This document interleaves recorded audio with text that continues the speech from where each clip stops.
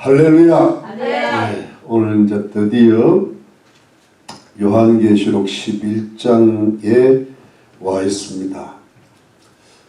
왜 드디어라고 했는가 하면 그냥 그런 생각이 들어서 그랬습니다.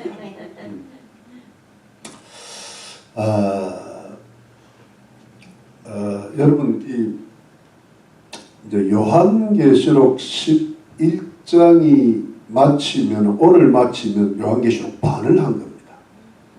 전체 22장 중에 11장이니까 반을 했는데 제가 말씀을 좀 이따 드리겠지만은 이 12장에 들어가면 완전한 후 3년 반으로 들어갑니다. 소위 그 대환란의 본론으로 들어갑니다.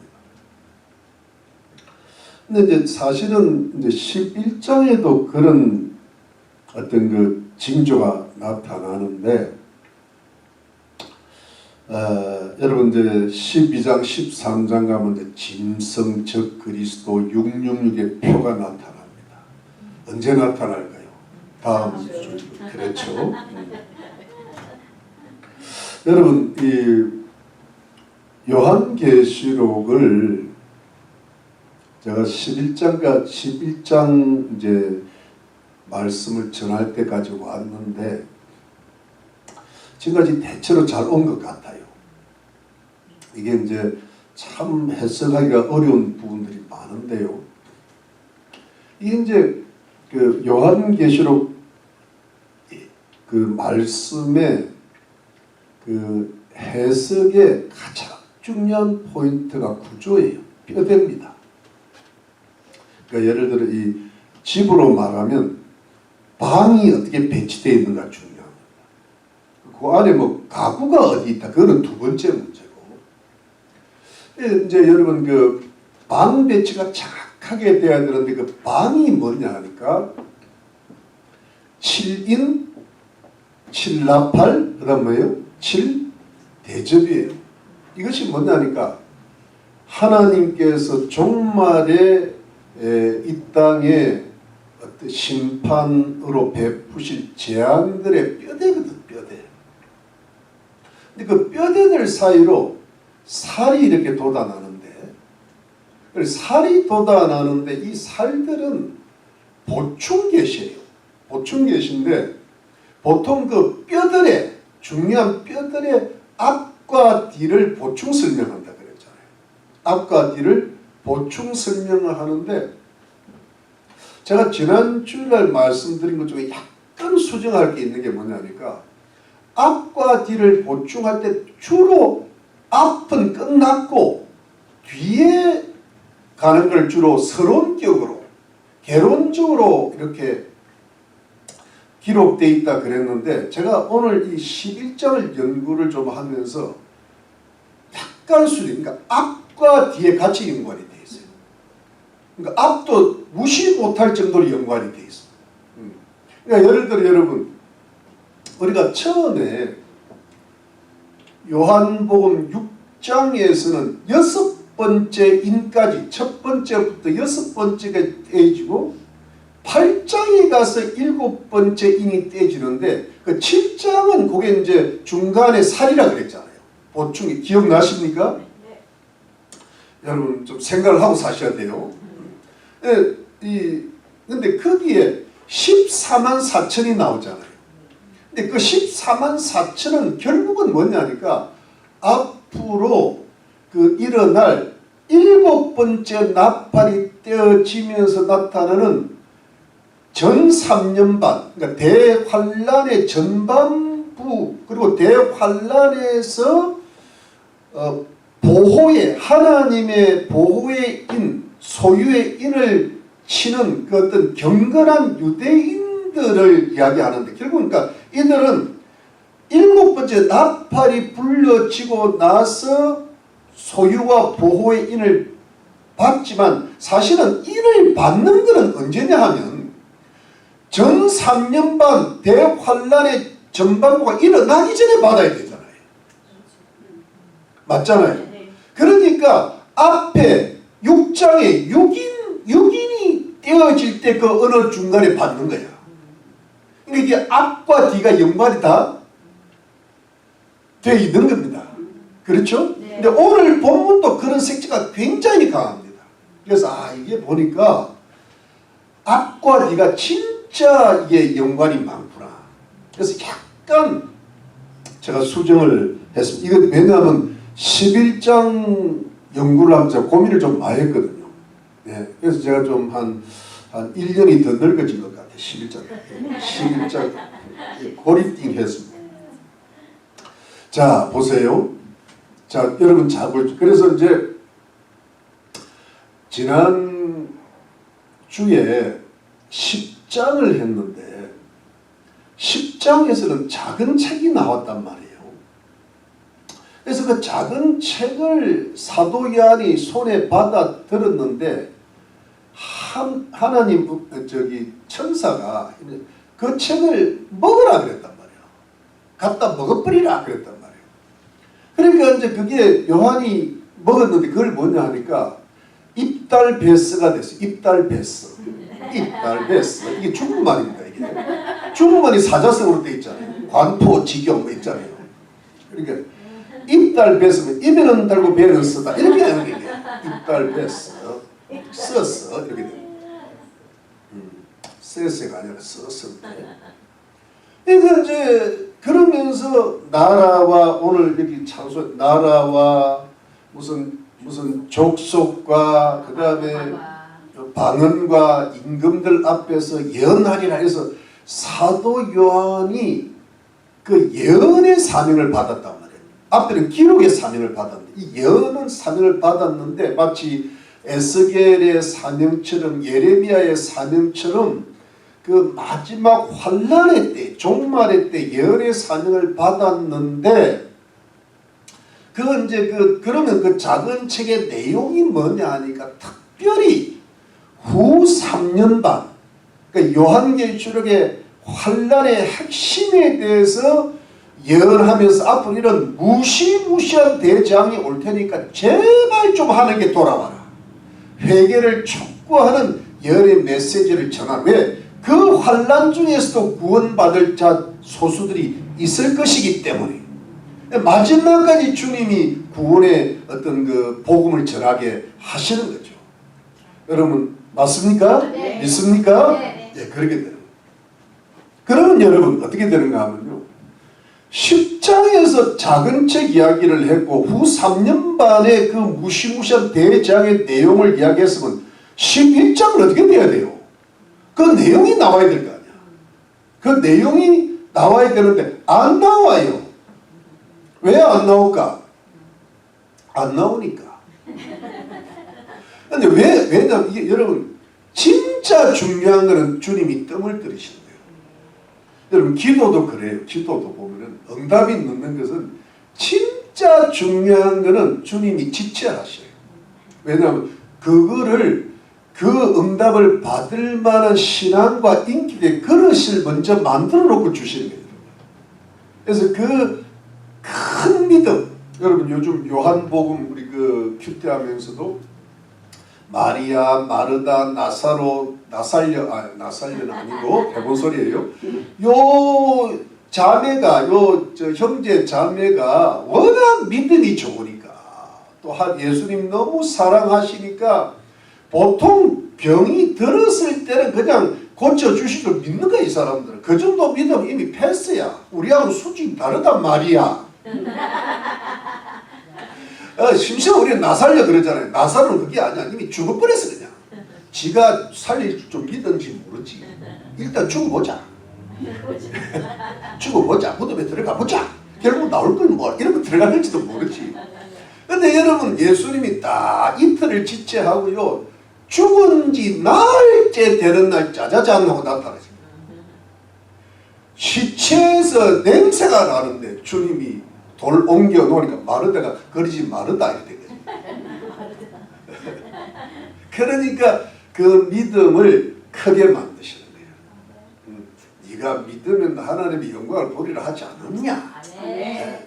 이제 이런 과정을 겪는 건데 그래서 여러분 후 3년 만에 그 재앙의 그 내용을 펼치시기 위해서는 이 그 7대접, 마지막 7대접, 7째 나팔이 불리고 마지막 7째 7째 대접, 7대접이 나오는데, 재앙이 나오는데, 여러분 그 나오기 전에요, 보충 계시 이 살이요 너무 쪘어요.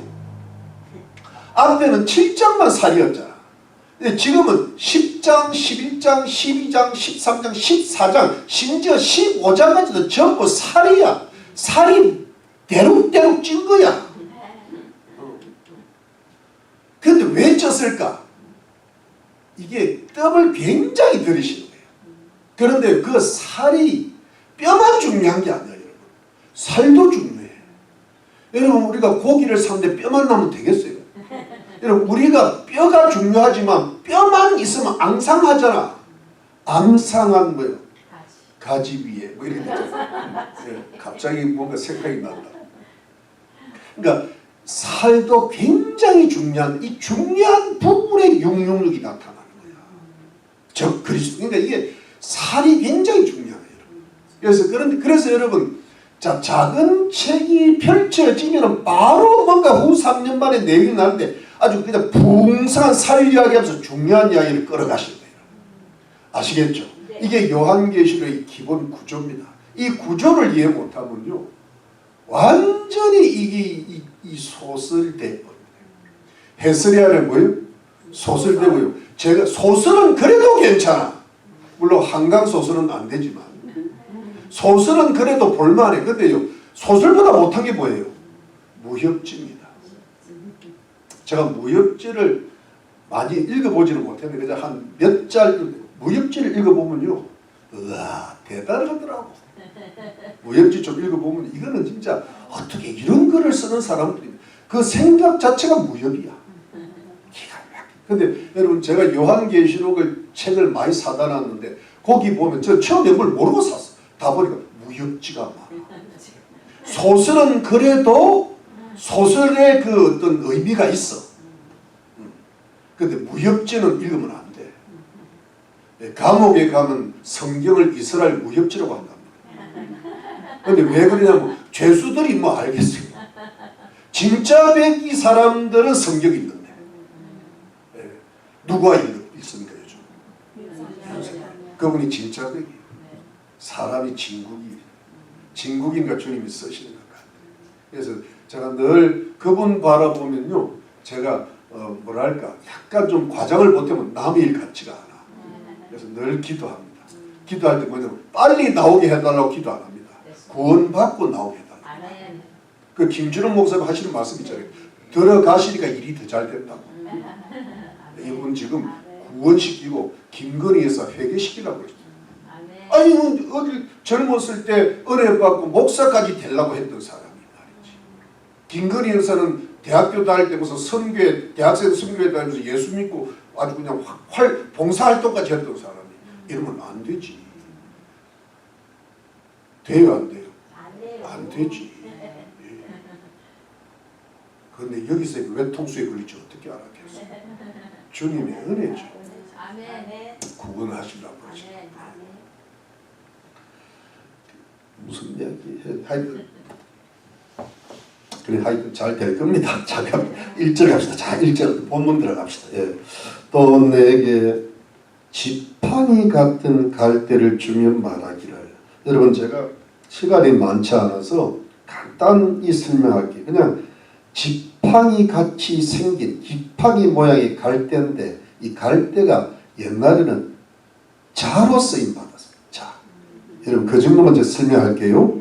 주면 말하기를 일어나서 하나님의 성전과 제단과 그 안에서 경배하는 자들을 청량하되.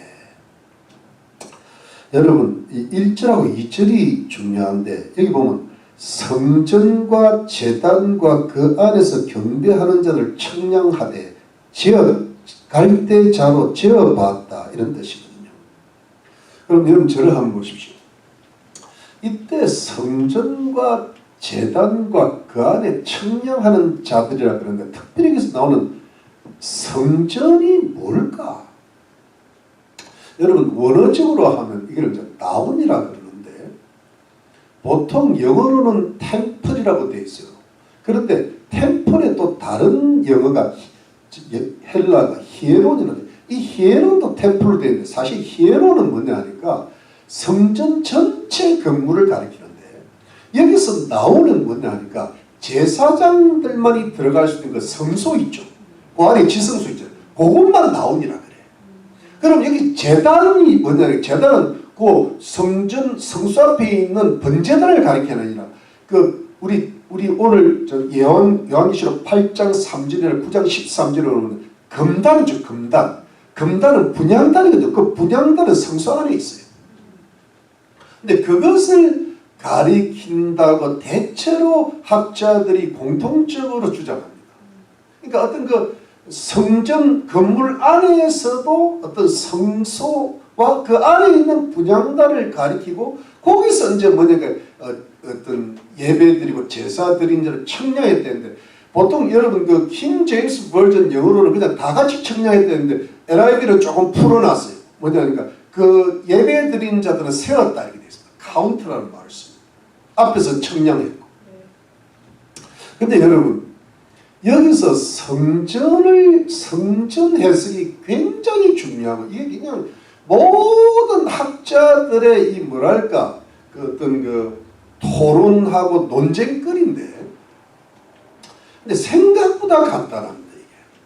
근데 여러분 그냥 여러 가지 해석들이 있지만 두 줄기가 있어요. 크게 하나는 뭐냐니까 실제적으로 문자적으로 풀어서 앞으로 이스라엘 예루살렘에 재건될 성전을 가리킨다. 이거는 하늘의 성전이 아니라 땅의 성전이라는 거예요. 땅의 성전은 오늘 예루살렘 성이 거룩한 성이 다 나오기 때문에 이거는 하늘 성전이 아니라 뭐예요? 땅의 성전. 땅의 성전이라는 데는 다 동의를 해요. 그런데 문제는 실제적으로 사실적으로 문자적으로 이스라엘의 예루살렘 성전들 앞으로 제3성전을 들어봤죠. 그게 건설된 그 성전을 가리킨다. 이게 첫 번째 줄기예요. 근데 똑같은 줄기가 뭐냐 하니까 이거는 교회를 가리킨다. 신구약 전체의 교회를 가리킨다. 여러분 교회를 가리키는데 그럼 여러분 보세요. 여러분 이게 뭐 약간만 집중하시죠. 청량하게 돼 있잖아요. 청량하다는 건 두 가지 의미가 있어요. 하나는 재건한다는 말도 있고요. 이게 에스겔서 40장에도 똑같은 갈대자로 그 에스겔 성전을 재건한 게 있어요. 근데 그 재건이라는 의미도 있고 또 하나는 보존의 의미가 있어요. 보호. 그러면 제3성전을 재건도 되고 또는 다르게 풀면은 하나님의 교회를 뭐예요? 보호하는, 환난 때 보호하는, 이래서 이 두 해석이 완전히 갈라지는 거예요. 근데 여러분, 우리 성도님들은 제가 이제 지금까지 요한계시록 설명을 좀 드렸고, 특별히 다니엘서를 배웠기 때문에 제가 드리는 말씀이 좀 이해가 되실 겁니다. 잘 보세요. 근데 먼저 왜 교회로 푸느냐 하면 지금 수많은 학자들이나 목사님들이 이 교회로 풉니다. 이거를. 많이 풀어요. 근데 왜 교회를 푸냐 하면 이유가 있습니다. 이게 교회로 풀 수밖에 없는 이유가 있다. 그게 뭐냐 하니까 여러분 오늘 이거 다 못하겠는데 뭐 다 못해도 괜찮죠. 이게 우리가 하나씩 아는 게 중요하니까. 이게 왜 여러분 종말론의 학설 중에 뭐 다른 이야기는 다음에 하고 중요한 학설 중에 하나가 천년 왕국이 언제 이루어지냐에 대한 학설이 굉장히 중요해요. 종말 이 요한계시록을 해석을 하고 다니엘서를 해석하고 종말론을 이해하는 데 굉장히 중요한 학설입니다. 근데 거기에 세 가지가 있어요. 하나는 무천년설이라 그래요. 또는 괄호 열고 요즘 무천설 따라 현천년, 무천년, 천년왕국은 없다가 돼 있는데 앞으로 안 오는 이거는 현재 지금 시대가 천년왕국이라는 거예요. 지금 우리가 사는 이때가 뭐냐? 천년왕국이라. 두 번째는 뭐냐니까 후천년설이 있어. 후천년설은 뭐냐면 예수님 재림 다음에 아니지. 천년왕국 다음에 예수님이 재림하신다. 그러니까 지금은 뭐냐니까 쭉 가다가 마지막에 천년왕국이 아주 유토피아, 공산주의에서 말하는 그런 지상낙원 같은 게 있잖아요. 그건 가짜 패러디거든. 그게 마귀의 속임수인데 그런 천년왕국이 이루어지고 그 다음에 예수님 재림이 오신다. 이게 후천년설이에요. 근데 세 번째는 뭐냐니까 전천년설이에요. 이게 지금 우리가 믿는 건데 이런 환란이 닥치고 그 다음에 예수님이 재림하시고 나서 뭐예요? 천년왕국이 이루어진다. 제가 늘 이야기하는 거잖아요. 근데 문제는 뭐냐니까 두 번째 후천년설은 이미 지나갔어. 이 학설이 요즘 거의 인기가 없어요. 여러분 제가 유명한 목사고 가장 위대한 신학자라고 믿는 요한 웨슬리 있죠. 감리교의 참 요한 웨슬리는 제가 가장 좋아하는 사람입니다. 칼빈보다 더 좋아하는 사람인데 이 사람이 후천년설을 주장했다. 근데 그 당시는 너무 좋을 때라서 앞으로 더 잘 천년왕국이 빨리 올 거라고 생각했던 것 같아요. 좋은 시대에. 근데 하여튼 요건 틀린 거예요. 그래서 뭐든 어떤 학자든 완벽한 학자가 없어요. 근데 이제 중요한 것은 지금은요. 첫 번째 무천년설하고 세 번째 전천년설이 이렇게 두 개가 팽팽하게 지금 나뉘는데 지금 많은 학자 소위 말하는 미국의 이제 켈빈 신학교라든가 웨스트민스터 들어봤죠. 리포먼드 디알러지 저 세미나리 같은 데는 주로 무천년이 많아. 이 현천년설이라고 그래요. 지금이 뭐예요? 천년왕국이라고 그래요. 그러면 지금이 천년왕국이라고 그럴 때 어떤 현상이 드는가 하면 자 보세요. 예수님 초림 시대부터 예수님 재림 시대 요 시작 교회 있잖아요. 요 신약 시대, 이 교회 시대가 천년왕국이기 때문에 요한계시록이 지금 여러분 제가 지금까지만 그 환란이 다 언제 일어나는 거예요? 주님 재림 직전에 일어나는 일이 아니고 신약 시대, 교회 시대에 다 일어나는 거예요. 그러니까 성전을 교회로 풀 수밖에 없는 거예요. 제 말 무슨 말인지 알아듣겠습니까? 왜냐면 더 복잡하게 말하면요 더 힘들어지니까 요 정도만 아는 게 좋아요. 아시겠죠? 네. 그런데 요 첫 번째 그만 제가 잠깐 말씀드리면 내가 이 무천년설을 처음에 조금 신경을 쓰다가 내가 이들에 대한 책을 읽어보고 잠깐만 둬버렸어요. 왜냐하니까 여러분 보세요. 요한계시록 20장에 가면 천년왕국 때 첫째 부활에 참여하는 복이 있다 그랬잖아요. 요 첫째 부활을 어떻게 성령으로 거듭나는 걸로 풀어요. 왜냐하면 여러분 이걸 복잡한 그 메커니즘을 이 시간에 설명을 못합니다. 왜냐하면 이거 하다가는 아무것도 못해. 할 수 있죠. 밥만 안 먹으면 돼. 근데 우리는 밥 먹어야 되잖아. 밥 먹으면서 은혜를 더 받거든. 그렇기 때문에 요 정도만. 그리고 옆에 앞에 그 요한계시록 1장 9절에 보면 예수님이 구름 타고 오실 때 이 땅의 사람들이 애곡하리라 그랬잖아요. 근데 그것도 예수님의 초림으로 봐. 구름 타고 오시는 거예요. 그러니까 이게 무슨 뜻인가 하면 신학자들이 어떤 무천년이라는 천년왕국 지금이라는 신학적인 프레임을 딱 만들면 요즘 좌파 프레임이라고 있잖아요. 그러면 다 그렇게 보이는 거야. 또 그렇게 풀어나가야 되는 거예요. 그러다 보니까 그게 학문이거든. 있는 그대로 보거든. 그러니까 누가 봐도 이해할 수 있는 구절인 우리 예를 들어 보통 신학을 전혀 안 한 사람들도 이해할 수 있는 구절인 걸 신학자들은 그렇게 풀 수가 없는 거예요. 그게 신학의 맹점이라고. 제가 그걸 무천년을 버린 거예요. 내가 그 유명한 그 무천년을 현천이라고 풀어가시는 이필찬 교수님 책이 있는데 그걸 내가 두 권을 읽고 그분의 학설을 버렸어요. 그분은 PhD를 요한계시록으로 받았거든. 그래서 유명한 제가 아시는 목사님 그 책을 선물로 해주길래 내가 그걸 천천히 읽어보고 다 끝나고 아니다고 덮어버렸어요. 두 권을 읽고. 그때가 제가 8가 때 일인데 그러면서 여러분 우리 CNM의 교단이나 이런 데는 다 전천연설이에요.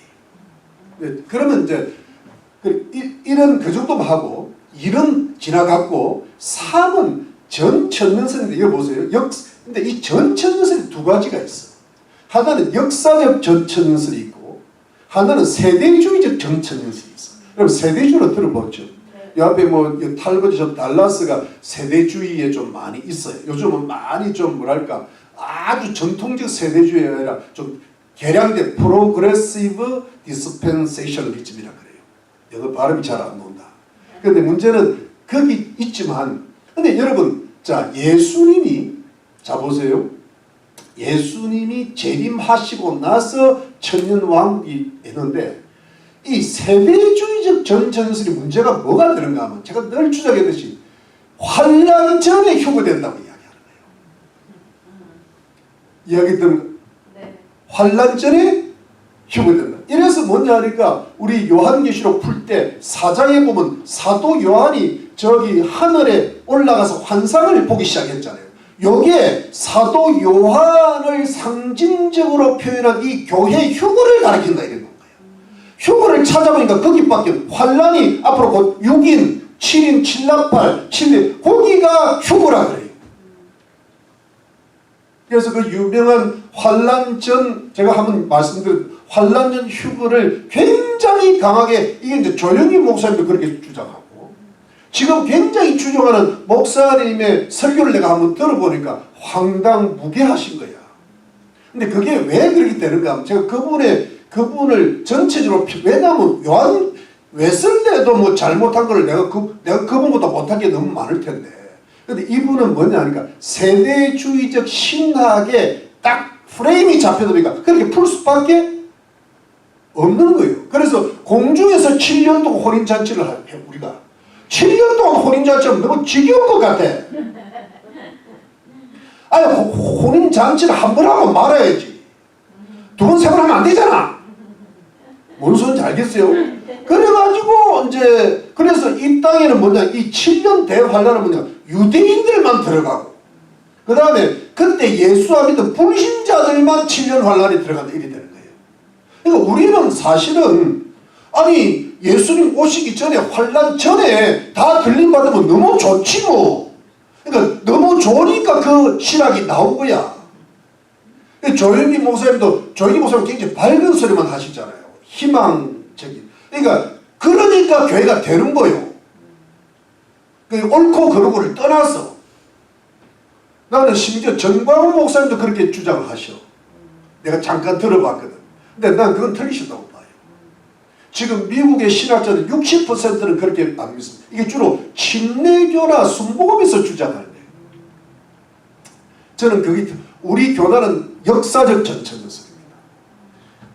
우리 여기 성경을 그대로 읽어보면요. 모든 유대인이고 이방인이고 다 환란을 통과한다는 거예요. 그래서 주님 재림하실 때 뭐가 휴거가 다만 그 환란의 때가 너무 무서우니까 주님이 택하신 자들을 위하여 감하시니라 그랬습니다.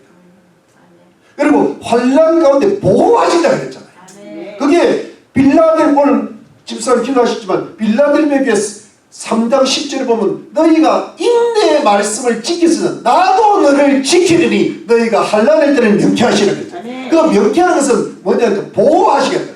제가 그것 때문에 요한계시록 하는 겁니다.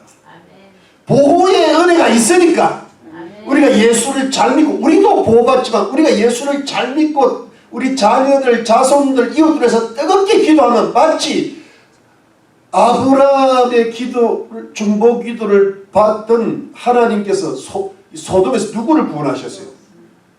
롯과 그 자손들을 구원하셨잖아요. 그것처럼 그런 보호의 은혜가 있을 줄로 믿기 때문에 제가 이거 그래서 저는 요한계시록 하는 이유가 그 이유밖에 없어요. 보호의 은혜, 보존의 은혜, 그리고 축복의 은혜. 할렐루야. 여러분 3분의 1이 뭐 재앙이 나고 뭐 황충 재앙이 오고 대규모 전쟁이 일어나고 그 다음에는 막 후 3년마다 전무후무하려니 그걸 우리가 어떻게 견딥니까? 지금도 좀 흉흉한데 지금도 나가기고. 근데 거기에 하나님의 강력한 군대가 임하면 반드시 지켜주실 줄로 믿습니다. 네. 하나님이 그렇게 하시겠다. 약속돼 있잖아요. 믿으십니까? 그런데 여러분 잘 보세요. 또 하나 더 이야기할게요. 요 이야기는 더 이상 안 해도 될 것. 역사적 전천에서 우리가 믿는데 이게 워낙이 어렵다 보니까 설이 많아. 역사적 전천년 중에서도 여러분 중요한 것은 분명히 환란을 통과하고 예수님 재림이 올 때 휴거된다고 다 같이 믿는데 하나가 다른 게 뭐냐니까 여러분 제가 다니엘서를 설명을 할 때 다니엘서 70일의 기억이 있잖아요. 그러면 69일회가 지나고 마지막 한 1회를 이야기할 때 요때 여러분 똑같은 역사적 전천년서를 믿어도 두 종류가 있다. 뭐냐니까 마지막 한 1회를 여러분 교회 시대라고 보는 거예요. 신약 시대라고 보니까 그러면 그렇게 보면 이 성질이 뭐가 되겠어요? 교회가 되는 거야. 교회를 청량하면 보호 보존이 되는 거야. 근데 제가 다니엘서를 보면서 여러분 보세요. 기억납니까? 69일회가 쫙 내려오는데 이 69일회 때 예수님 초림 사건이 일어나거든. 그런데 마지막 한 1일 70일의 사이에 뭐가 있다 그랬어요? 2000년의 교회 시대에 공백이 있다 제가 말씀드렸잖아요. 왜냐하면 이때는 이방인의 때이기 때문에 유대인은 이 이방인 때하고 관계가 별로 없다. 그러니까 유대인들한테 중요한 건 어디다? 마지막 한인, 이 한인회가 7년 대환란이라고 그랬잖아요. 여러분 이해가 됩니까? 그러니까 이 7년 대환란을 마지막 한 1회로 보고 예수님 재림 직전에 7년이라고 볼 때 이렇게 되면 이거는 교회가 아니라 뭐예요? 성전이 되는 거예요.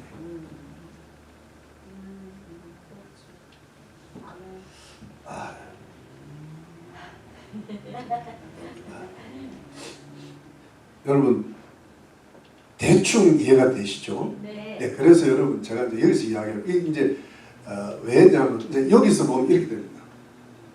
지금 여러분 이스라엘이 1948년 5월 14일 날 우리 대한민국보다 한 2, 3개월 앞서서 이게 이제 독립이 됐, 해방이 됐단 말이에요. AD 70년에 나라를 잃었대요. 그러니까 우리 한국은 36년 전에 나라를 잃었는데 저 고생했는데 세상에 한 1880년 정도 나라를 땅도 잃어버린 거예요. 우리나라는 땅을 잃어버리지 않아요. 이게 뭐 디아스포라가 돼가지고 온통 했다가 제2차 세계대전 이후에 기적적으로 이제 이게 독립이 됐잖아요. 그러면서 그 이후에 이제 뭐 6.1 전쟁도 있으면서 이스라엘 영토를 조금씩 더 회복하다가 2017년 12월 6일 날 누가 미국의 트럼프 대통령이 이스라엘의 수도를 뭐라고 이야기했어요? 예루살렘이라고 했거든요. 그전에는 제 기억으로 텔아비브였어요. 예루살렘으로 지정을 해줬단 말이에요. 그러니까 이게 뭐냐니까 이제 예루살렘이 회복이 돼가는 과정인데, 근데 문제는 예루살렘 성전터가 지금 뭐로 돼 있어요? 이슬람 사원이 돼 있잖아. 거기에 어떤 그 바이돔이래. 바이돔. 무슨 말인지 그게 이게 이스라엘 예루살렘 전경을 이 뭐라나 그 저기 사진으로 보면 이게 동그란 게 있잖아요. 동그란 거. 황금돔 맞아요. 황금돔이라고 그래요, 여러분. 예. 그 돔인데 그 오른쪽에 그러니까 예루살렘이 있고 예루살렘 오른쪽에 통곡의 벽이 있어. 그러니까 근데 그게 약간 왼쪽에 있는 거야, 이게. 그러니까 거기서 지금 통곡하고 있는 거야. 이 이스라엘 백성들, 지금 이스라엘 민족들의 소원은 뭐냐니까 예루살렘 성전을 재건을 해가지고 거기서 하는 게 제사 드리는 게 이스라엘 민족의 소원이에요. 근데 여러분 참 역사가 세상 역사도 그렇듯이 하나님의 섭리가 오묘하듯이 이스라엘은 주권도 회복해, 영토도 회복해, 백성도 회복했는데 딱 하나가 회복이 안 돼요. 성전이 회복이 안 돼요.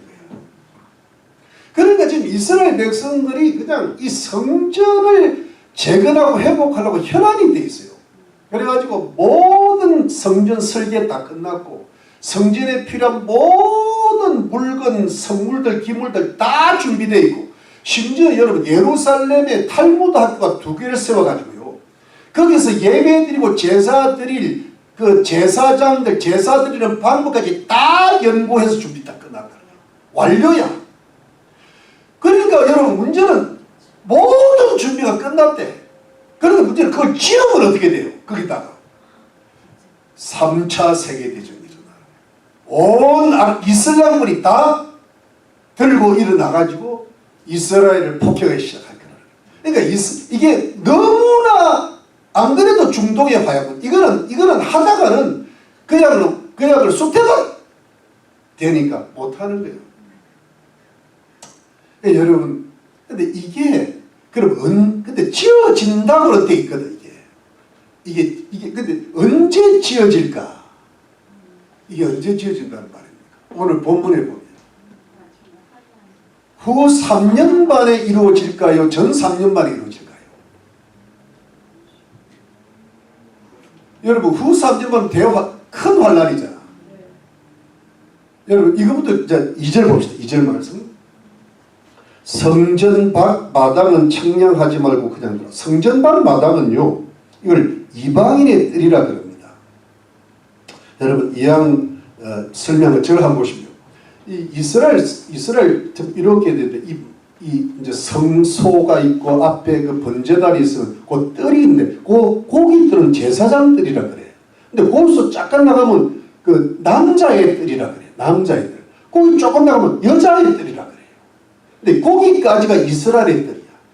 근데 거기서 마당이 하나 큰, 그 다음은 이방인의 뜰이 또 나와요. 근데 문제 이방인 뜰까지 이방인들이 그걸 넘어오면 죽는다라고 경고문이 써져 있어요. 그러니까 여러분 여기가 이렇게 되는데 이 성전 밖 마당이라는 것은 그 뭐랄까 이방인의 뜰을 가리키는데 그 이방인의 뜰이 어떻게 되어 있어요? 이것을 이방인에게 주었은즉 저희가 거룩한 성을, 이 거룩한 성이 뭘까? 홀리 시티가 뭐예요? 예루살렘이야. 이해가 됩니까? 네. 예루살렘을 뭐예요? 42달 동안 짓밟으리라 그랬잖아요. 42달이 뭐예요? 1260일, 한때 두때 반때 3년 딱 반입니다. 그러면 여러분 저를 보세요. 이분이 그럼 42달을 짓밟으리라. 제가 이 2절 때문에 혼자서 고민을 너무 많이 했어요. 자나깨라 고민이야. 이게 왜냐면 주석책들이 소설도 많고 무협지도 많고 유명한 학자들도 뭔가 이렇게 헷갈리는 부분이 많아요. 그래서 제가 아주 집중을 했는데 결국 결론이 제가 다음에 혹시 수정 보완할지도 모르지만 여러분 성경에 잘 보세요. 42달, 한때, 두때, 반때, 1260일 같은 기간입니다. 다르게 표현했을 뿐입니다. 이해가 되죠? 네. 그럼 42달이 이방인에게 짓밟으리라는데 이 짓밟으리라는 것은 짓밟을 때가 언제일까? 후 3년 만에. 왜냐면 이건 나중에 적 그리스도가 나타나가지고 이스라엘 백성을 완전히 뭐예요? 짓밟았는데 그러면 이방인의 뜰까지도 다 짓밟고 그러면 지금은 청량을 하는데 성전도 청량하고 안에 있는 제단 분향도 그 경배하는 그러면 청량할 때에서 재건할 때가 언제일까? 후 3년 만일까 전 3년 만일까? 전 3년 만이에요. 그래서 제가 여러분 처음에 중간에 들어가는 살 보충 계시 이 삽경이 어떤 그 뼈대의 앞과 뒤를 이야기한다 그랬잖아요. 그러니까 10장에 작은 책이 나왔어요. 작은 책은 후 3년 만에 관한 재앙을 기록한 글이라고 그랬잖아요. 그럼 그 다음에는 후 3년 만에 대한 이야기가 나와야 되는데 이것이 가만히 보면 우리가 8장 9장에서 3분의 1이 재앙이 나오고 대규모 전쟁의 황충 재앙이 나오는데 이게 여러분 그때가 청량이 되다가 재건한다고 해서 여러분 후 3년 만에 들어가면 집 밟히면 그건 재건 못해. 왜 적그리스도가 나타나면 어떻게 재건을 해? 여러분 제가 안 책. 자 보세요. 다니엘서 9장 27절, 다니엘서 7장, 그 다음에 뭐냐니까 다니엘서 12장에 보면요, 적그리스도가 나타나는데 후 3년 반에는 아주 성도의 권세를 깨뜨려 버리고, 그 다음에 아주 그 성소의 그 모든 재단을 다 회파해 버리고. 여러분 이 부분이 뭐냐니까, 여러분 그 데살로니가 후서 2장이나 마태복음 24장에 보면 그 다니엘이 가정한 바, 멸망에 가정한 말한 가지고지 성전에 서 있는 것을, 그게 그냥 적그리스도 우상이거든. 이거는 성전 청량 수준이 아니야. 이미 그 성전의 적그리스도가 뭐예요? 들어가 있는 거야. 이거는 후 3년 반인데 성전 재건은 어디? 전 3년 반에 이루어집니다. 근데 전 3년 반에 이루어질 일이 후 3년 반 42달에 가서 뭐예요? 짓밟히게 된다. 그러니까 이게 뭐냐니까 전 3년 반에도 걸쳐있고 후 3년 반에도 걸쳐있는 이야기. 이해가 되시죠? 네. 그러면 여러분 우리가 이제 지금 이 정도만, 오늘 좀 머리가 아픈가요? 괜찮죠? 네. 들을만 하시죠? 네. 그래서 여러분 이렇게 봅니다. 이게 지금도 뭐 제3성전이 지어진 거, 예를 들어 솔로몬 성전은 BC 568년에 회파되었고, 그 다음에 다시 재건했던 스룹바벨 성전은 헤롯 성전으로 크게 리모델링이 됐는데 이것도 AD 70년에 다 무너져 버렸잖아요. 그리고 1008 지금까지 한 거의 2000년 가까이에 지금까지 재건이 안 돼, 재건 준비만 하고 있잖아요. 그럼 이것이 지금 언제, 지금 트럼프 대통령이 예루살렘을 수도로 인정하고 거기다가 미국 대사관을 갖다 놓은 거 보니까 이게 뭔가 성전이 빨리 될 것 같다. 하지만은 우리는 될 것 같은 느낌이 들지만은 이게 지어지면 안 되는 거예요. 왜? 큰일 나는 거예요. 아주 거기가 중동의 그냥 화약고가 되는 거예요. 그래서 이거 결국은 못 지어요. 그런데 왜 이게 전 3년 반에 지어질까라고 생각을 해보니까, 제가 이것 때문에 고민을 많이 했다니까. 여러분 잘 보세요. 이게 왜 전 3년 반이라 가능하게 보니까, 여러분 전 3년 반에 대환란 중에 전체 어떤 일이 일어났습니까? 땅의 3분의 1이 잿더미가 되고, 또 물의 3분의 1은 썩게 되고, 또 바다의 3분의 1은 피가 되고, 또 뭐예요? 해와 달과 별이 우주의 전체 3분의 1은 어두워지고, 그 다음에 황충제한에 5달 동안에 사람들을 막 정갈에 치면서 쏘고, 그 다음에 대규모 전쟁이 일어난다 그랬잖아요. 2만만이 나타난 2억의 군대. 그래서 제가 이거를 앞으로 일어나 봐야 될지, 우리가 가능한 추측으로 제가 이 해설을 하기를, 아무래도 2억 군대는 중국 군대니까 중국이 유프라데를 건너면서 여기 이란, 이라크, 그 다음에 이 아랍 지역하고 그다음에 아프리카, 이 아프리카에 중국이 지금 영향이 엄청 가 있잖아요. 요런 대연합을 이루어서 요런 대규모, 여기 한 3차 세계대전 내지 4차 대전 이런 대규모 이루어서 누구를 치느냐 하면 이스라엘을 칠 때, 여러분 무슨 이스라엘을 치려고 그럴 때, 그때 여러분 7년 대환란의 시작 때 누구와 7년 평화조약을 맺는다 그랬어요. 이스라엘과 적그리스도. 여러분 기억납니까? 네. 그러니까 뭐냐니까 이 적그리스도는 아마 유럽 연합의 어떤 통합 대통령일 가능성이 높은데, 그 유럽연합의 대통령하고 이스라엘이 연합을 했잖아요. 연합을 하니까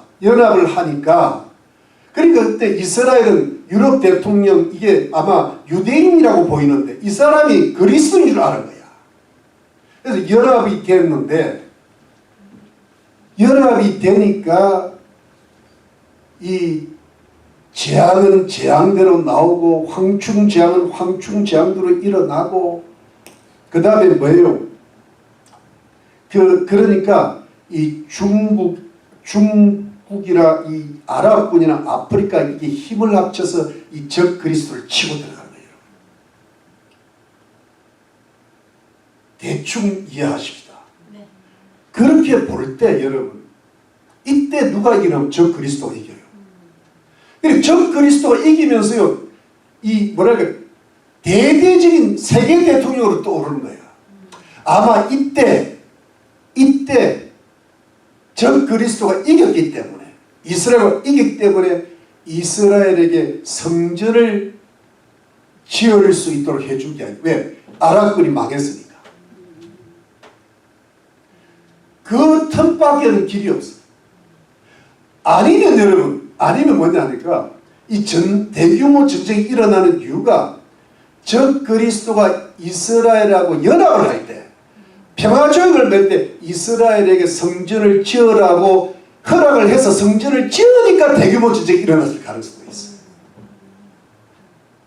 이해가 됩니까? 네. 그래서 문제는 전 3년 반에 일어날 이 재앙이 흉흉하고 3분의 1이 이 재앙이 임하, 그 다음에 황충장이 일어나고 그 전쟁이 핵전쟁이 준비된 상황 속이니까 이게 적 그리스도와 어떤 그 이스라엘의 협약이 되어 있으니까 그 틈을 타서 전쟁 전이나 후에 이게 지어질 수밖에 없는 거예요. 그러니까 제3성전이 지어지기는 무척 힘들다. 이해가 됩니까? 네. 그렇게 돼요. 그래서 여러분, 저는 이런 생각하면 참 재미가 있는데 여러분들 어떠신지 모르겠어요. 제3성전이 지금 막 지어진다고 그러는데 이게 보통 일이 아니구나. 이게 보통 일이 아니고 그야말로 제3성전이라는 그 성전이 지어지는 그 상황과 배경이 만들어져야 되는데 전 3년 반의 재앙이 아니고는 이게 안 되겠구나. 그리고 어떤 대규모 전쟁의 여파이든지 아니면 대규모 전쟁을 만들어내는 요인이든지 그게 돼야 제3성전이 지어질 가능성이 있구나 이렇게 보여요. 그래서 여러분 그때 이제 그 예를 들어 잘 들어보세요. 거기서 이제 성전에 예배하는 자들이 있다 그랬잖아요. 그 예배하는 자들이 제가 보기에는 이 요한계시록 7장에 14만 4천의 경건한 유대인들이라고 그랬잖아요. 아마 그들이 그 경배하는 자들이거든요. 이제 그리 되는 거예요. 2절까지 하고 나니까 시간이 한 5분과 10분밖에 안 남았는데 제가요 이 다음에 두 증인을 하려 해도 시간이 많을 것 같으니까 요 서론만 하고 제가 마칠게요. 네. 여러분 자 3절 봅시다. 3절하고 4절만 봅시다. 내가 나의 두 증인에게 권세를 주리니 저희가 굵은 베옷을 입고 1260일을 예언하리라. 이는 이 땅의 주 앞에서는 두 감람나무와 두 촛대니. 여러분 이제 제가 이 두 감람나무와 두 촛대 할 때 예를 들어 이제 신앙촌에 박태선 장로 같은 사람은 감람나무가 두 개 있다. 이게 누굴까? 한 감람나무는 예수님이고 또 다른 감람나무는 자기다. 그런데 이 사람 이미 죽었잖아요. 죽었는데 지금 전 3년 반도 안 왔는데 지가 무슨 감람나무야. 감람나무에 붙은 이파리도 안 되죠. 이게 이제 이거 갖고 얘는 사이비들이 이렇게 이거 두 정인이 왜냐하면 한 분은 예수님이라고 말을 해야 되잖아. 나머지 한 정인은 지다 이렇게 되는 거야. 그런 사람이 가장 많은 나라가 한국이래. 한 3, 40년 통계로 전 세계에 70명 정도가 자기를 하나님이고 재림주라고 하는데 그중에 35명이 한국인들. 그러니까 우리 한국 사람은 참 신앙도 좋고 사이비도 좋고 죽이는 민족이에요. 죽게 하니까 아무 공산주의도 막 최고가 들어가 있는 거예요. 남한에도 지금 남한에 아이고 이 주사파 때문에 참 큰일인데 아무튼 간에 하여튼 지금 뭐든지 지금 그래도 여명이 밝아고 있다.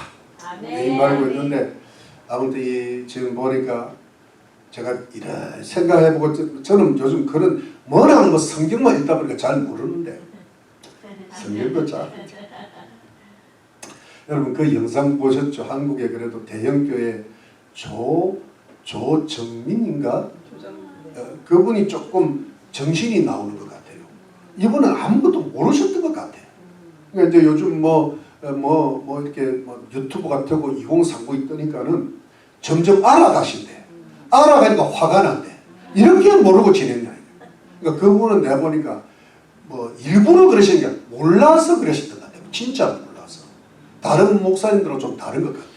이분은 진짜 좀 순수하신 것 같아요. 이제 깨어나시는 거예요. 근데 이제 국민들이 다 깨어나는 거야. 그래서 이제 성도들도 깨어나고 목사님들도 깨어나고 막 지금 깨어나야 통일의 길이 될 거 아니에요. 맞죠? 네. 그래서 지금 이제 내가 가만히 요즘 헌법재판소장 문형배 씨가 요즘 참 여러 가지 곤란에 무슨 음란이라 그러나 안 됐다. 왜 판사가 그러냐. 근데 그게 고등학교 때 그게 지금 나타날 줄 몰랐지. 이게 사람이냐 모를 거예요. 판사들 생각하지 마. 너무 높은 데 가지 마. 안 그러면 그냥 숨겨져 있을 텐데. 근데 지금 보니까 FBI 국장이 드디어 이제 통과됐대요. 상원에서. 그러니까 이제 앞으로 이제 이 스카이 데일리가 했던 일이 이제 서서히 드러나지 않을까. 그것이 이제 이 트럼프 대통령과 윤석열도 힘을 합쳐야 저게 되지. 지금 생각도 좀 힘들 것 같아. 그러니까 하여튼 국민들은 깨어나고 교회는 깨어나는 거. 왜냐면 자력이 있어요. 우리가 뭘 보여줘야 되니까. 보여주면 이제 트럼프 대통령이 가만히 있겠어요. 탁 하고 나타나면 핑도 돌려버리고 틴도 돌려버릴 거야.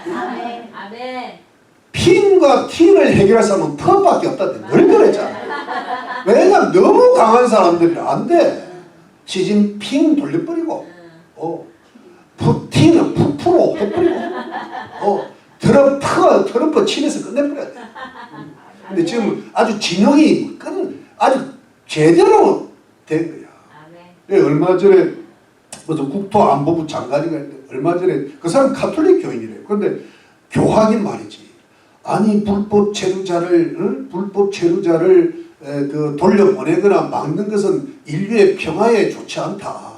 반드시 어떤 무슨 안 좋은 일이 되도록 올 거다. 그러니까 이거를 옛날 같으면 가만히 있었을 거예요. 근데 이번에 불법 맞는 그 장관인가 이름 그 사람이 나는 가톨릭 교인인데 교황보고 한마디 했어요. 교회 일이나 신경 쓰세요. 한마디 다 교회 일이나 신경 쓰라고. 요즘 말로 우리끼리 말하면 이나 잘하십시오. 그러니까 확실한 거야 이제는. 일이 돼야 되는 거야. 그러니까 앞으로 이제 윤석열 대통령 복귀하시면 확실한 사람들 있죠. 예를 들어 김문수라든가 이준숙이라든가 확실한 사람을 세워야 되는 거야. 그러니까 비리비리한 게 세워놓으니까 안 되는 거예요. 유인촌도 안 돼. 확실히 잡은 사람이 했는데 유유해서 안 되는 거야. 그런데 이제 그리 지금 돼 가는데 기도해야 됩니다. 우리 미국은 한국을 도와줄 수밖에 없어요 지금. 미국이 중국 못 이깁니다. 근데 한국이 필요해. 그때 얼마나 미국이 트럼프를 믿어서는 안 돼요. 우리는 트럼프는 장사꾼이야. 그런데 한국이 필요하니까 지금 해야 된다. 그러니까 여러분 이게 우리가 너무 순진하게 보면 안 돼. 전한길 씨하고 그라운드 씨가 지금 강주 가서 뭐라고 하는데 쓸데없는 소리를 좀 했지만 그렇지만 이거 다 하나님께 합력의 선을 입으실 겁니다. 잘 모르는 보수 우파를 도와주고 있으니까. 정광훈 목사의 힘이 거기까지 못 미치게 도와주고 나중에 합력해서 선을 이룰 줄로 믿습니다. 아니 국사 교사가 이 현대 정치사를 몰라. 안 됐어요. 안 됐는데 이 사람은요 순수해서 점점 깨어날 거예요. 나는 그래. 그라운드 C가 그라운드 B가 될 겁니다. 걱정하지 마세요. 오늘 막간을 이용해서 또 이거 한번 해야지. 그러다 보니까 그래서 여러분 요것만 그래서 여러분 잘 보세요. 자 이것만 이야기하고 다음 주에 다시 한번 할게요. 두 정인도 그렇게 풀어요. 두 정인은 어떤 사람은 구약과 신약이다. 베드로와 요한이 이런 사람 쓸데없는데 그 소설이고 가장 중요한 건 하나는 뭐냐면 이 두 정인은 딱 두 사람 개인을 가리킨다. 또 한쪽은 이것도 교회다. 여러분 절 보세요. 제가 이거는 이 마지막 한 일이 있죠. 7년. 7년을요, 여러분, 무천년주의자든 무천년설을 주장하던 학자나 목사님이든 그런 사람 많아요. 그리고 또 그 역사적 전천년설 중에서도 이 마지막 한 일을 신약시대나 교회시대라고 푸는 분들은 앞에 나온 24장로, 24장로를 봤죠. 경배한 24장로, 그 다음에 14만 4천 명, 그 다음에 환란에서 셀 수 없는 큰 무리, 그 다음에 또 여기 나오는 성전, 이런 두적인 앞으로 다음 주가 아니고 그 다음 주가 될 것 같아. 연기되었어요. 왜냐면 해를 입은 여자가 나와요. 해를 입은 여자가 나와요. 그 여자도 전부 교회로 풀어요. 교회에 다른 용어를 썼을 뿐이다. 왜? 그게 신약시대고 교회시대니까 교회의 다른 면을 이야기하는 거 전부 교회라고 풀 수밖에 없어요.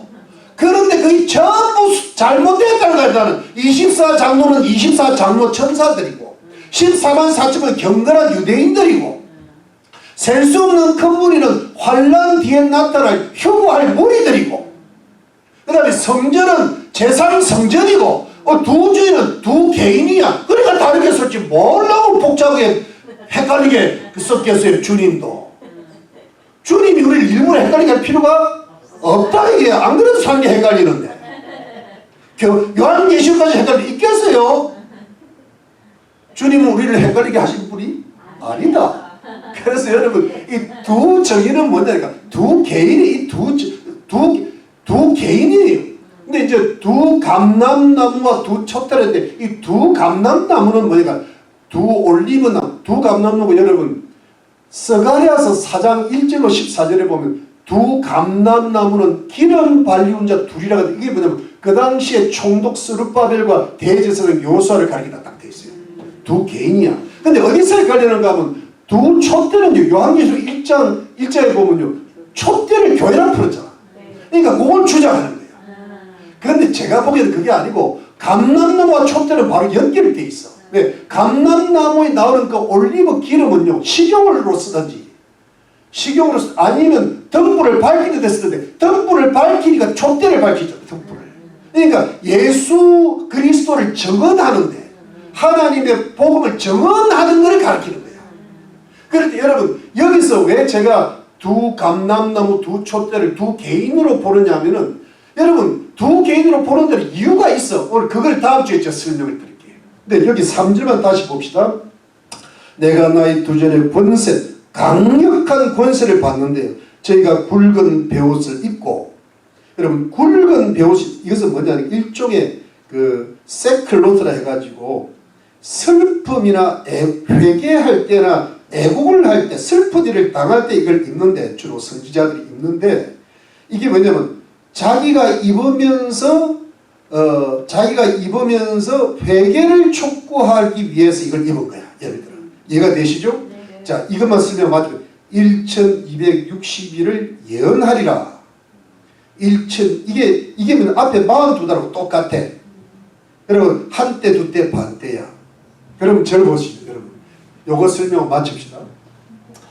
한때 두때 반때 42달 1260일이 이때 두 증인이 예언했던 1260일이 전 3년 반의 1260일을 가리킬까? 아니면 앞에 그 42달 동안에 예루살렘성이 짓밟히리라는 게 후 3년인데 그 후 3년 반의 1260일을 가리킬까? 뭐라고 생각하세요? 응? 전후. 여러분 이게서 요한계시록이 힘들어요. 보통 여러분 이때 1260일 앞에 42달이 후 3년 반이었으니까 이 후 3년 반으로 풉니다. 그래서 제가 이걸 후 3년으로 말아야 되나 또 고민했잖아. 내가 지난주에 살이 좀 빠졌어요. 근데 금요일에 먹는 바람에 다시 2배로 쪘거든요. 여러분 제가 이걸 고민을 했는데 자 보세요. 1260일이 후반부라고 한다면 이게요. 후반부는 적 그리스도 영이 나타나가지고 성도의 권세를 말처럼 666의 표를 받게 하는데 이거 1260도 예언 못합니다. 그럴 수 있는 분위기가 안 돼. 이거는 전 3년반에 해당합니다. 그러니까 이게 바로 위에는 후 3년반인데 바로 밑에는 전 3년반이야. 이게 말이 되냐 이 말이야. 문맥으로. 말은 그렇게 풀 수밖에 없어요. 없는데 그 유일한 한 가지 다음에 또 이야기 굉장히 중요한 단서가 하나 있어. 그게 14절입니다. 14절에 보니까 14절에 둘째 화는 지나갔으니 보라 셋째 화가 속히 이르리로다. 여러분 15절에는 일곱째에서 나팔을 여러분 둘째 화는 뭐냐면 여러분 이건 전 3년반에 속해. 여러분 잘 보세요. 나팔장의 5번째 나팔이 첫째 화였어. 황충장이 6번째 나팔은 대규모 전쟁 유브라데스 그게 둘째 화였어. 근데 이 둘째 화는 지금 지나갔대. 만일에 여러분 이 구절이 아니었으면 아마도 두 정인이 활동했던 때는 후 3년반이 됐을 가능성이 높습니다. 근데 둘째 화가 이때 지나가는 거야. 그러니까 여러분 절 보십시오. 그러니까 그 다음에 7번째 나팔을 보게. 그러니까 이 둘째 화가 끝나기 전에 두 정인이 예언한다는 이야기입니다. 여러분 성전 청량도 둘째 화가 끝나기 전에 성령 청량이 전사합니다. 다만 42달 짓밟리기는 3년 그 후로 넘어간다는 이야기고 하나만 더 보태면요. 이 두 정인 1260일 예언하다가 이 사람이 적 그리스도가 나타나 죽는데 3일 반 후에 부활합니다. 이 죽고 부활하는 3일 반은 후 3년 만에 초반에 속합니다. 이해가 되시죠? 여러분 제가 말씀을 마칠게요. 결국은 여러분 제가 다음 주에 이 말씀을 반복하겠지만 이 마지막 시대에 교회의 성도의 건사가 완전히 깨지기 직전에 이 두 정인이 나타나서 그야말로 마지막 하나님의 말씀 회개를 촉구하고 있는데 여러분 이 두 정인은 마지막 때 정인, 종말의 정인. 그러면 여러분 이것이 누구를 이야기하는 우리 요한계시 6장에 보면 순교자들도 증거를 하다가 죽었잖아요. 그 다음에 여러분 요한계시록에 계속 반복되는 말씀이 하나님의 말씀과 예수의 증거를 인하여 고난을 받았다 그랬잖아요. 여러분 이건 뭐냐면 그리고 사도행전 1장 8절에 보면 어떻게 나오는 겁니까? 너희가 성령의 권능이 임하실 때가 성령의 권능을 받고 예루살렘과 온유 사마리아 땅에 내 증인이 되리라 그랬잖아요. 이게 뭐냐니까 모든 정인의 결론이 두 정인으로 가는 거예요. 그러면 여러분 우리가 지금 시대는 여러분 뭐냐니까 정인의 삶을 살아야 돼요. 여러분 우리가 어떤 느낌이 들까? 우리가 이 말세를 종말을 살아가면서요. 우리가 하나에 딱 집중하면은 그것이 약간 고난도스럽고 힘겹고 어떤 십자가를 지는 어떤 약간의 크고 작은 고통이 있다 할지라도 그 정인의 삶에 집중을 하면 우리의 가족 구원이나 이웃 구원이나 자녀의 보호나 축복이나 우리 삶의 모든 부분들이 해결되기 시작할 줄로 믿으시기를 바랍니다. 왜냐하면 주님은 그 사람에게 관심이 있어요. 여러분 보세요. 요한계시록이 그래서 적혀져 있는 거야. 여러분 우리가 어디에 신경을 써야 되는가 하면 내가 정인의 삶에 집중을 하는 거예요. 그렇기 때문에 어떻게 되는가 하면 내가 여기서 밀리면 안 돼. 밀리면 자꾸 돈 때문에 밀리고 인간관계 때문에 밀리고 내 몸 건강 때문에 밀리고 이러면요. 밀리다가 끝나. 그런데 여러분 이 두 정인이 마지막 때에 나타났듯이 우리의 사명은 사도행전 1장 8절이거든. 너에게 너희가 권능을 받고 내 정인이. 그러니까 여러분들한테 제가 부탁을 드리는 것은 다른 거를 너무 신경을 쓰면 안 돼. 뭐냐면 내가 지금 정인의 삶을 사느냐 여기에다가 딱 말동을 받고 여기서 밀리면 밀려버린 거야.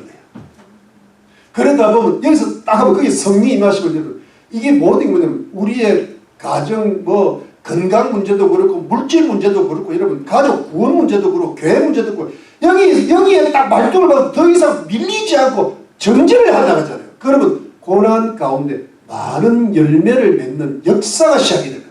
기적은 그래서 일어나는 거예요. 지금 성전이 다 밀리는 거야. 여러분 내가 그냥 밀려서 다 떠나간 거야. 다른 일 전부 무슨 말을 하는데 그건 전부 핑계야. 영어로 핑계가 뭐예요? excuse라고.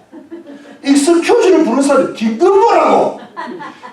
여러분 다른 말은 전부 여러분 돌려가게 하는 거예요. 돌려가게. 실제로는 핑계라니까. 그게 진실이라니까. 내가 그 진실을 알아요. 근데 여러분들도 전부 밀리면 핑계라니까. 무슨 돈 핑계, 사람 핑계, 자녀 핑계, 세상 핑계라니까. 밀리면은 하나도 구원 못해. 여기서 밀리면요 또 떠나가지 마. 떠나가면 큰일 난대 여러분. 떠나가면 교회도 안 돼. 여러분도 안 되고. 나도 설교를 여러분 그냥 붙어 있어. 붙어 있는데 붙어 있을 수 있는 유일한 힘은 정인이 돼요. 근데 여러분 요즘 말로 해도 잘 안 통하잖아요. 행동으로 생활로 굳건히 교회 지키고 굳건히 시간 지키고 아니 나 죽여보라. 여러분 감옥도 가는데 아니 감옥 가서 하면 뭐해. 여기가 강화문이야. 강화문을 뭐해 지켜라. 강화문에서 밀리면 안 돼. 여기가 강화문이야. 여기서 밥 못 먹고 사는 일 있잖아요. 교회가 책임지게. 뭐 책임진다는 게 다른 게 아니라 내 방 내줄게. 여기서 살게 해줄게. 우리가 살게 해줄게. 왜 우리 11조 내고 하잖아요. 여러분 먹고 살고 우리가 책임질게. 책임진다는 게 잘 먹고 내가 말을 잘해야 돼. 잘 먹고 잘 살게 해준다는 게 아니라 혼미서 안 만들게 해주신다. 그러면 된 거 아니야. 해줄 테니까 강화문을 지켜요. 감옥은 안 볼 테니까. 근데 그거 해야 여러분들이 성공합니다. 여러분들이 잘 됩니다. 열매 맺습니다. 하나님 복 받습니다. 30배, 60배, 100배 결실을 맺을 줄 믿습니다. 그래야 주님 앞에 가서 상급이 있는 거야. 믿습니까? 죽어도 일찍이 돼야 돼. 죽어도 나와 죽어도.